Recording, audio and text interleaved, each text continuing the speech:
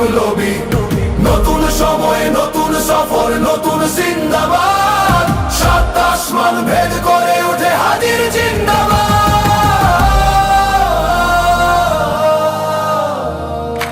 হাদি সাহারার উষার বালুতে আবে জামজাম পানি, হাদি আজাদির হাসান হোসেন জান্নাতি ফুলদানি, হাদি ইতিহাস পাখি আবাবিল মোসার হাতের লাঠি, হাদি ওমরের অর্ধজাহান মোরানো শীতল পাটি, হাদি গোলাপের মাতাল গন্ধ খোলা পায়ের আশেদার, হাদি উত্তাল সাগরে জোয়ার আল্লাহু আকবার।